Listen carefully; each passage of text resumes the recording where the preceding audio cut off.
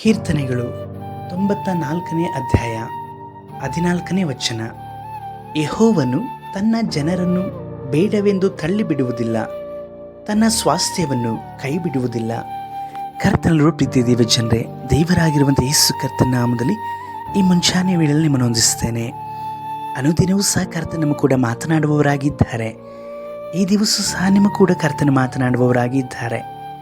ಕೆಲವೊಂದು ಜನಗಳು ನಿಮ್ಮನ್ನು ಕೈ ಬಿಟ್ಟಿರಬಹುದು, ಇತರ ನಿಮ್ಮನ್ನು ಬಾಧಿಸ್ತಾ ಇರಬಹುದು. ಯಾರೂ ನನ್ನ ಪಕ್ಷವಿಲ್ಲವಲ್ಲ ಎಂಬುದಾದಂತಹ ಚಿಂತೆಗಳು, ಯೋಚನೆಗಳು ನಿಮ್ಮ ಜೀವಿತದಲ್ಲಿ ಇರುವಂಥ ಅನೇಕ ಸಂತೋಷಗಳನ್ನು ಕದ್ದು ಹಾಕುತ್ತಾ ಇರಬಹುದು. ಮತ್ತು ಕೆಲವು ಸಮಯಗಳಲ್ಲಿ ದೇವರ ನನ್ನನ್ನು ಮರೆತು ಬಿಟ್ರಾ ಎಂಬುದಾಗಿ ಹೇಳಿ ನೀವು ಆಲೋಚಿಸ್ತಾ ಇರಬಹುದು. ಆದರೆ ಕರ್ತನ ನಿಮ್ಮ ಕೂಡ ಮಾತನಾಡುವವರಾಗಿದ್ದಾರೆ. ಯೇಸು ಹೇಳ್ತಾ ಇದ್ದಾರೆ, ನನ್ನ ಜನರನ್ನು ನಾನು ಬೇಡವೆಂಬುದಾಗಿ ತಳ್ಳಿಬಿಡುವುದಿಲ್ಲ, ನನ್ನ ಸ್ವಾಸ್ಥ್ಯವನ್ನು ನಾನು ಕೈ ಬಿಡುವುದಿಲ್ಲ ಎಂಬುದಾಗಿ ಹೇಳಿ.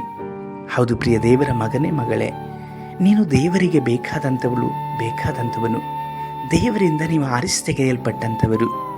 ದೇವರು ನಿಮ್ಮನ್ನು ಅನಾಥರಾಗಿಯೋ ಒಬ್ಬಂಟಿಗರಾಗಿಯೋ ಬಿಡಲಿಕ್ಕೋಸ್ಕರವಾಗಿ ಆರಿಸಿ ತೆಗೆಯಲಿಕ್ಕಿಲ್ಲ. ನಿಮ್ಮನ್ನು ಆಶೀರ್ವಾದ ಮಾಡಲಿಕ್ಕೂ ನಿಮ್ಮ ಜೀವಿತಗಳನ್ನು ಇತರ ಜನಗಳಿಗೆ ಯೇಸುವಿನ ಸಾಕ್ಷಿಯಾಗಲಿಕ್ಕೋಸ್ಕರವಾಗಿ ಕರ್ತನು ಆರಿಸಿ ತೆಗೆದುಕೊಂಡಿದ್ದಾರೆ.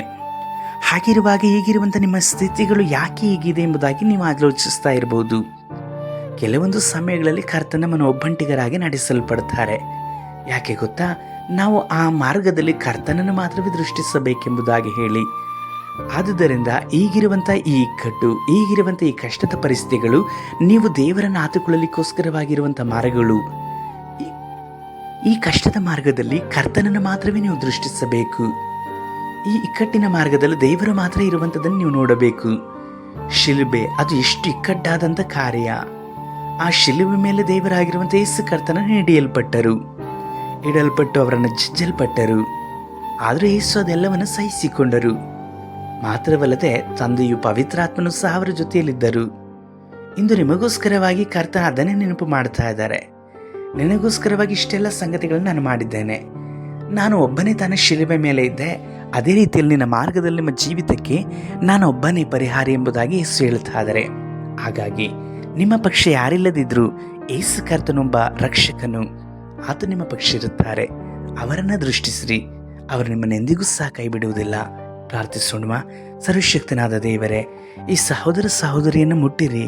ಇವರ ಜೀವಿತದಲ್ಲಿರುವಂತಹ ಈ ಇಕ್ಕಟ್ಟು, ಈ ಹೋರಾಟಗಳೆಲ್ಲದರಿಂದಲೂ ಬಿಡಿಸಿರಿ. ನೀವೇ ಇವರನ್ನು ರಕ್ಷಿಸಿರಿ.